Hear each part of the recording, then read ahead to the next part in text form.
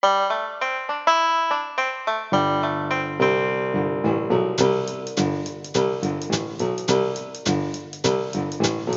there, friends, and welcome back to Movin' Right Along, a Muppet movie podcast brought to you by toughpigs.com.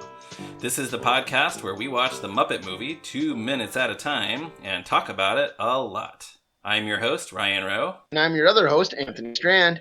And we're very happy to have today's extremely special return guest with us. Introduce yourself, return guest. Hello, I am Ryan's younger sister, Erin. Welcome back. Thanks. Thanks for joining us again. Today we're looking at minutes 85 and 86 of the Muppet movie, in which Lew Lord's receptionist continues to deny the Muppets access, but they get in anyway and confront Lew Lord himself. So we pick up from last time with Cloris Leachman as the receptionist, telling Kermit that he can't just come in off the street, especially not with all these animals. To which Kermit replies, "Animals? What's wrong with animals?" And then, of course, Animal has the line, "Animal!" I love the idea that Animal says his name like a game show host.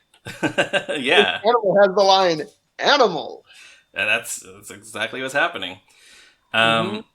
Now, the receptionist... yeah, this is something I talked last week about how great Cloris Leachman was in her limited screen time. So she has the line, "This is a movie studio, not a zoo." But she just gives it the perfect delivery. And I can't even really recreate it, but it's like, "This is a movie studio, not a zoo." She just puts so much into it. What I love about it is how the word zoo almost comes out like the first sound is like a zh. It's like, "This is a movie studio, not a zoo." Like, it's just this like haughty 1930s society ant delivery. I actually had to listen to that line a few times because I couldn't understand what she was saying when she was saying zoo, just because, she put such an emphasis on it. I kept thinking she was saying new. This is a movie studio, not a new? Yeah, and I was like, what's a new? I don't know. What's a new with you? But I really like the way she says it. Yes, it's perfect. She just wrings every possible drop of comedy out of that one line. Mm-hmm. So good. So she's ordering them to leave. Why? Because she's allergic to animal fur. And so we talked about this last time. Like, Worldwide Studios put an ad in Variety seeking frogs. So I feel like even if she's gonna make the others all wait outside or leave the building, shouldn't she at least let Kermit in to see Lew Lord? Well, and even Kermit thinks it's like, because he doesn't... Kermit says, "I may not be one of your fancy Hollywood frogs, but I deserve a chance." Which means that Kermit is thinking something like, is it because I don't have an agent? Or something, you know? Which I never thought about before. Because he didn't bring in, like, his 8x10 headshots. Right. Although, I wonder who these fancy Hollywood frogs are. I could think of one, Michigan J. Frog, yes. Other than that, I don't know. Yeah, I mean, I guess that's probably partly how Kermit became such a big star, because there was room in Hollywood for a famous frog. Because, yeah, I can't really think of any others. So, yeah, we mentioned last week in the June 12th draft of the screenplay, she told them that the auditions were actually canceled. But here, it's just like, she doesn't want to let them in, and by the way, they have to leave because she's allergic to animals. But Kermit here, they've come too far. Kermit says they're going to sit right here in the office until she gives them a chance. She starts sneezing, and Kermit turns up the fan in the corner of the office, so all this fur blows toward the receptionist. Fur and feathers, Camilla's there. Right, yeah, so as far as I can tell, there are 4 characters here who are, like, you could reasonably expect would give her trouble with her allergies. And that would be Fozzie, a bear, Ralph, a dog, Miss Piggy, a pig, and Camilla, a chicken. She doesn't have fur, but she has feathers. I think Animal clearly is here. Like, Animal could be. Yeah, so that's what I was getting at. I mean, Gonzo, we don't really know what he is. Maybe he's an animal. Maybe she's allergic to him. I don't know if... Is anyone allergic to frogs? Is there anyone who's allergic to frog dander? She specifically says animal hair, and frogs don't have any hair. That's true. Although Kermit is fuzzy. Yeah, just because he's made out of felt, I think. Yeah, but all the other guys are humanoid. So like Bunsen, Beaker, Janice, Dr. Teeth, Floyd, Zoot, they're definitely people-ish. You left out Scooter. Poor Scooter. Oh yeah. Well, Scooter is not in the shot that I happen to be looking at this exact moment. But yes, Scooter is also human-ish. But Animal, yeah, it's so interesting that we specifically see Animal's fur flying, and then Floyd even says, "Go get him, Animal." So it's like, isn't Animal kind of supposed to be a person too? Like he's a guy in the band, or is he some sort of animalistic creature, or am I thinking about it too much? Well, you're definitely thinking about it too much. But Thank that's you. That's what we're doing here. Yes. I mean, we've made it through 43 episodes of this podcast, overthinking the Muppet movie. So don't stop now. But yeah, I think Animal is supposed to be let's say he's more of like a Sasquatch or something. So it's He's let's call Animal a cryptid. Oh, I kind of like that. Yeah. So you don't think he's a person in the same way that like Scooter is a person? I think Floyd puts him on a leash and takes him for walks. That's true. Yeah. All right. Also, I just now noticed that it looks like right when the fan starts, like there's a really big like lock of hair that falls right off of Animal's head. Animal is going bald. Yeah, I wonder if then there's maybe like a crew member or an assistant puppeteer down there, like sort of tossing that up into the fan so it catches it and blows across the room. So when I was doing my research for this podcast, I looked up the movie on IMDb, and I was just reading through the goofs. You know, IMDb has like a section where there's like, you know, little things that might have gone wrong. Mm-hmm. Yeah. They list, so it says that when they first enter the front office and speak to the secretary, the fan is already turned on in the background. However, Kermit then turns the fan on from the off position to spread the animal dander.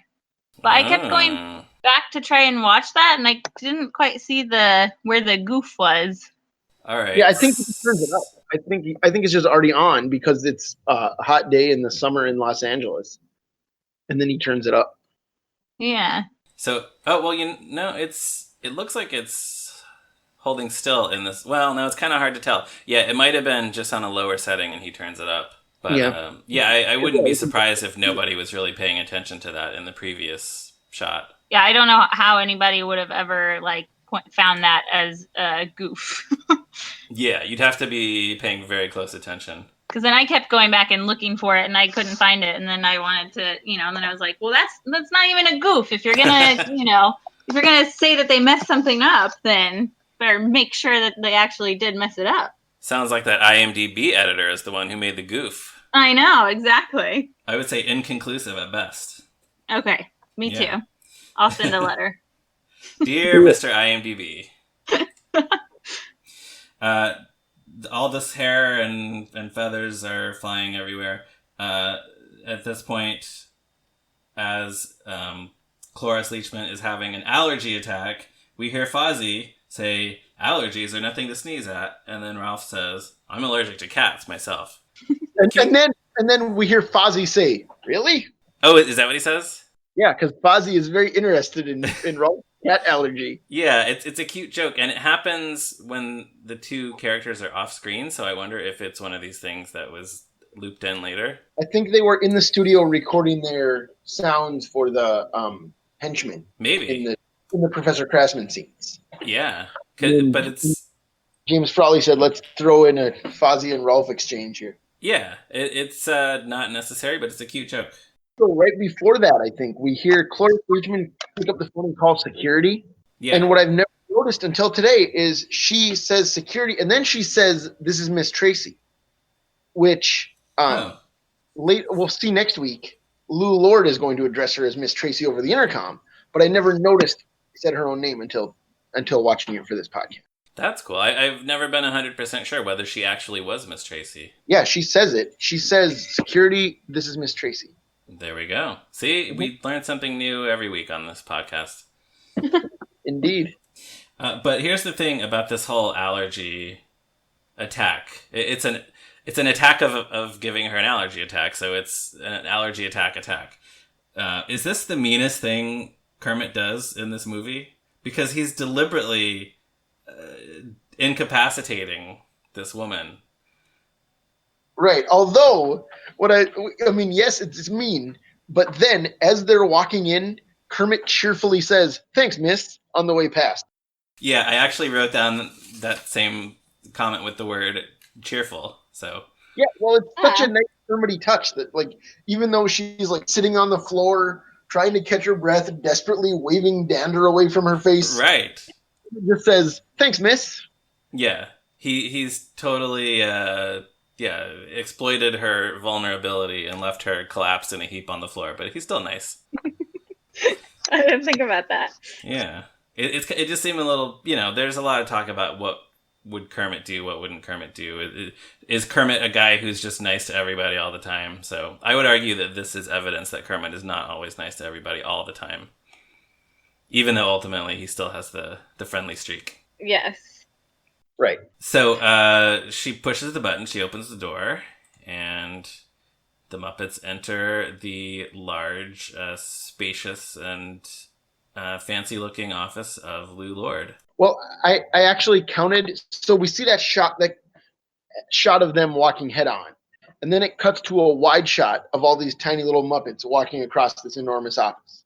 That shot, the second shot, lasts for 11 seconds. The one where they're just walking across the room. Yeah, the one where we just see them and they're tiny in the frame and we see the whole big office. Right. And then they stop and it addresses Lew Lord.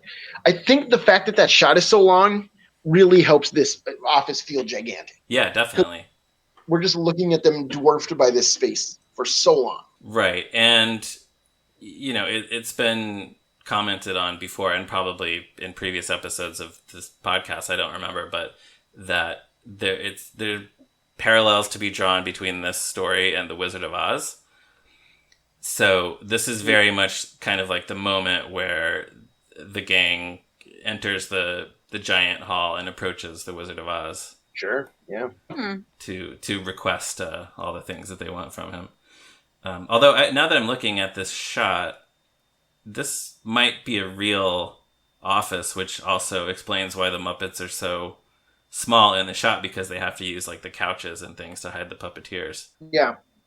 Like they couldn't dig a hole in a real movie executive's office. Right. You think it's, well, I guess they shot this in Los Angeles, so it's not the real Lou Grade's office. Oh no, that would be fun though.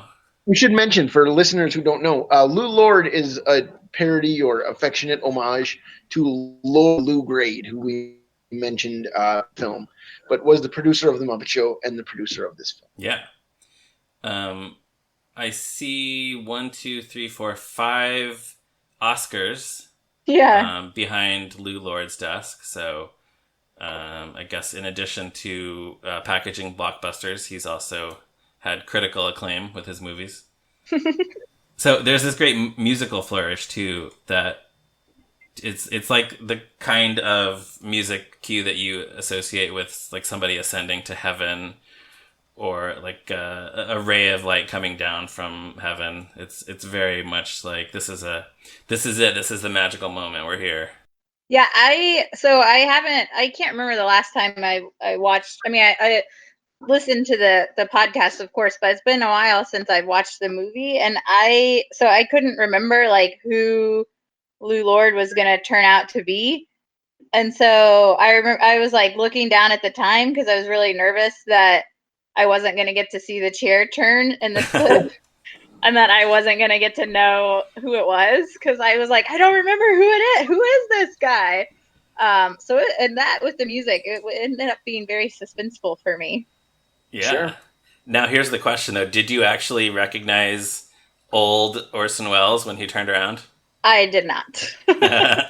No. I was like, oh. And then I Googled who is that? Yeah. Well, so who is that? Who is Orson Welles, Ryan? Who is Orson Welles? Am I saying who Orson Welles is? Oh, Okay, well, whatever. He's a legendary actor and director. I'm happy to do He it. no, whatever. Yeah, he starred in and directed Citizen Kane and Touch of Evil, among many others. By this point in his career, he was at a point where he was not above doing voiceovers for commercials for frozen peas. Huh. You can find those the famous outtakes, probably on YouTube, where he's doing a commercial for Findus frozen peas, and he gets really cranky and starts insulting the producers. Right, and But and honestly, millennials might recognize him best as the basis for Maurice LaMarche's voice of the Brain on Animaniacs and Pinky and the Brain. yeah, Brain is Yeah. absolutely a riff on Orson Welles. Right. But also, I was gonna say he also he acted in many films that he didn't direct. Probably most memorably, The Third Man, A Man for All Seasons, and Transformers the movie. Yeah, Transformers, the animated movie, which was his last role. Right. Yeah, he died in 1985. He died before it came out, in fact. Yeah, kind of crazy that this legendary figure of Hollywood, his last role was playing a giant talking planet in a movie based on action figures. He also, one thing we should mention, in 1979, the same year as the Muppet movie, he made a pilot for a talk show that did not get picked up. Oh, I totally forgot to put this in my notes. Yeah. So it's called The Orson Welles Show. This pilot is about 90 minutes long, I think. 90 minutes of actual talk show. And among the guests were Jim Henson, Frank Oz, and the Muppets. So like that's when I saw it was on the Muppet tape trading circuit. In the early 2000s. I think I got it on DVD in about 2005 or something. Yeah, that sounds about right. But so I wanted to just mention a couple of quotes from this. When he Well, can we just Jim- say though, it is the weirdest thing. Obviously it never made it to series. It's a pilot, but the whole thing is I cannot imagine it ever becoming a series because it's a talk show, but he's filming it like a movie. Like Right. it's obviously shot on film, and it has like and it's in this very dark room with very minimal lighting. Like there's lighting only on him and the guests. right, like everyone is surrounded by blackness, and they're cutting to these reaction shots of the audience and you get the sense that not everything was filmed at the same time. It's just really Right. Well, and like he strange. comes up to do a magic show, and yes. actually says the line, "Now is the time." No, what is it? The time has come for me to wear my Chinese costume. What? That's what he says. Yes, but what I was what's more relevant for our purposes, and I actually went and checked. He introduces Frank Oz as a man who truly fits his name, and he introduces Jim Henson by saying, "Picture Rasputin as an Eagle Scout." So, well, the thing about Frank Oz is Orson Welles goes on a long meandering speech about how we all read the books about the land of Oz when we were children, and this man embodies the spirit of the land of Oz that we all wish we could return to. It's just like you can just imagine what was going through the minds of Jim and Frank during that. it's and then various Muppets show up. Kermit, Fozzie, I think Sam the Eagle is there. So I mean, if you ever see it, if you ever get a chance to watch it, do, because it's crazy. But Where do you go to watch it? it used to be on YouTube. I feel like I checked today and I couldn't find it. But I'm sure it'll turn up again at some point. So you guys are making me like not really want to watch it, but I kind of want to watch it now. I'm interested. Yeah. And I think another quote worth noting, and I totally forgot to put this in my notes. So Anthony, I'm really glad you brought this whole thing up. Is he's talking to Jim Henson about how impressive it is that he came up with all these characters, and at one point he's like, "You took this squeaking box of dolls and turned it into an entertainment empire." That's not the verbatim quote, but he does say the phrase "squeaking box of dolls." Yeah. Wow. Yeah. Yeah. So yeah, Orson Welles, what does he do in this movie Yes. though? Anyway, he turns around in his chair like a James Bond villain. Yes, he And does.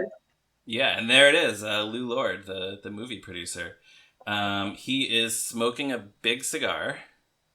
And I forget, actually, Anthony, have we talked about the story about the tobacco product placement in this movie? No, we have not, and I don't know it. Oh, okay then.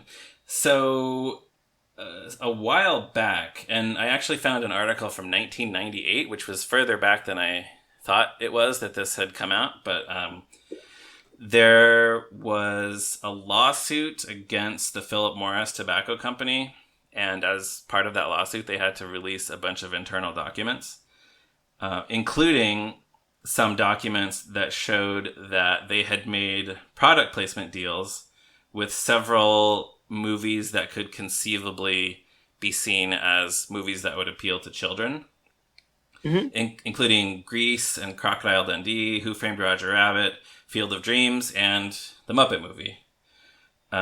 So in this news article, it said Philip Morris supplied the Muppet movie filmmakers with tobacco products, which means that I don't know if they were giving everyone free cigarettes and cigars on the set, but it was in exchange for them depicting characters smoking. Right, but do you think anybody? I mean, I guess whatever. It happened, okay, but really, is anybody going to watch the Muppet movie as a kid? Be like, boy, Milton Berle and Orson Welles are smoking cigars.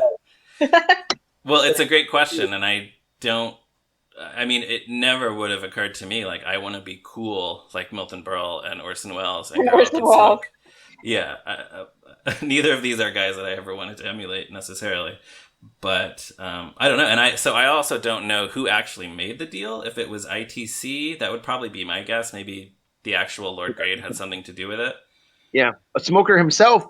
Oh, there you go. So yeah, he might have been like, yeah, bring on all those free cigars, give them to me. So it's kind of a weird little footnote to the movie, and kind of disappointing. But if any children are listening to this podcast, don't smoke. As my 3-year-old daughter likes to say, if you smoke, you can maybe die. Mm-hmm. Yeah, it's true. Don't do it. Yeah. That should be on a poster. Mm-hmm. Now, Kermit, upon the reveal of Lew Lord here, is nervous, but Miss Piggy encourages him. And Kermit begins his little speech. He says, "Please, sir, my name is Kermit the Frog, and we read your ad, and, well, we've come to be rich and famous."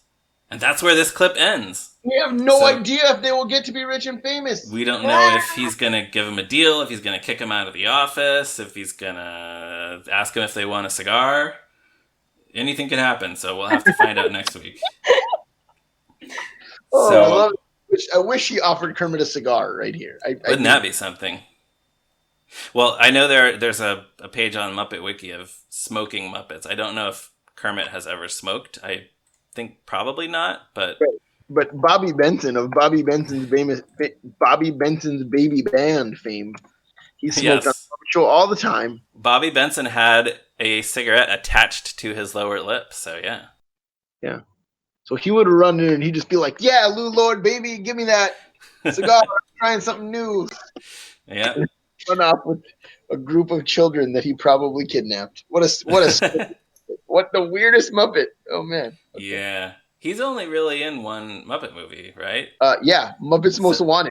Yeah, so we won't get to talk about him in depth for a long time. I think he's at Kermit and Piggy's wedding.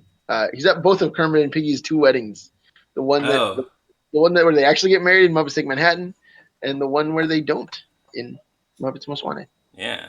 So stay tuned for future years of this podcast. Do you guys know if all of these people doing cameos, did they like get paid, or are they doing it were they good friends with Jim Henson, or? I would guess that. I assume they got paid. I don't know that to be factual. I guess we could ask Steve Martin or. Yeah. I would guess that this might be the kind of thing where they got paid scale, like the minimum amount to be in this just because they wanted to. Although, who knows? Some of these, like Steve Martin was a pretty big star at the time, and some of these people, like Bob Hope, might have wanted more money. I don't know. But Right. yeah, I'm sure they all got paid something. They might not have all gotten paid the same amount. Yeah, I'm just curious because most of them are in it so briefly. How I'm just wondering, like, how much did Cloris Leachman get paid for her role in this? Right. How much did Carol Kane get paid to turn around and say yes twice? Right. Yeah, exactly. Although Carol Kane presumably had to be on set for more than one day. Right, because those are two scenes in very different locations. Yeah. So, yeah, we've come to the end of the clip. So, any other thoughts, comments, anything? Aaron, I'll start with you. No, I don't think so. So, are you gonna go back and watch the rest of this movie to the end so you know what happens? I am, because, if not for Google, I actually would not remember what happened next. So now I have to go back and watch the whole thing. Yeah, you got to watch this again. So I guess another thing, we often ask the guests to rank all the Muppet movies, but I don't know. Would you, based on what you remember about them all, would you say this one is your favorite? Do you remember which one is your favorite? I can't really confidently say, I guess.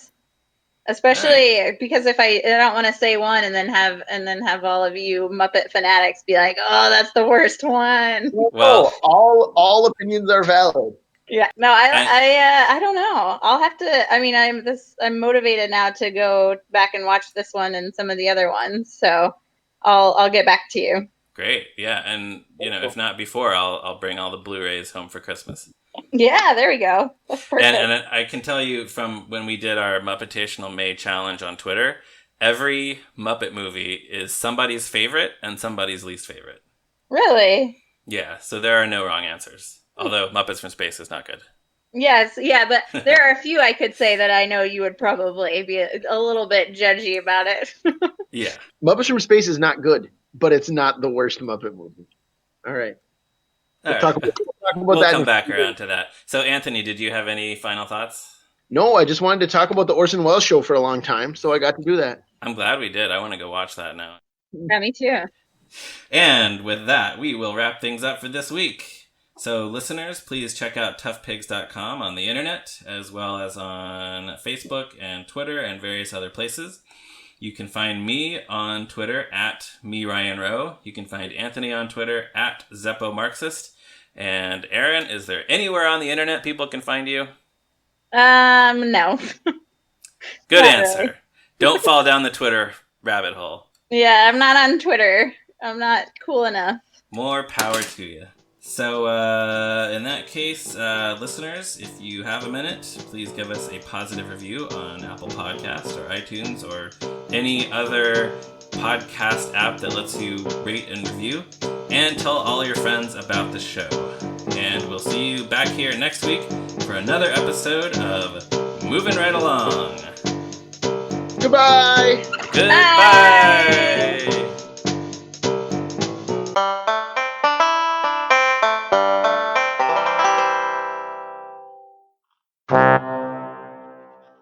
So I went to Europe and I wandered around and I met a lot of other puppeteers. And in the course of that little trip, I found that it was a good art form, and people were doing interesting things, and it was something that you could get into and develop and turn into something else. Something you could develop, something you could change. Well, that's what you did, all right. Puppets are very ancient entertainers. They don't just go back to the crib. Go back to the cave. I'm afraid they were beginning to show their age a little until you came along and dragged that whole squeaking box of dolls into the 20th century, into the mainstream. Big time. The Muppets, for my money, are the most original thing that ever happened on the box. Don't you agree? Stay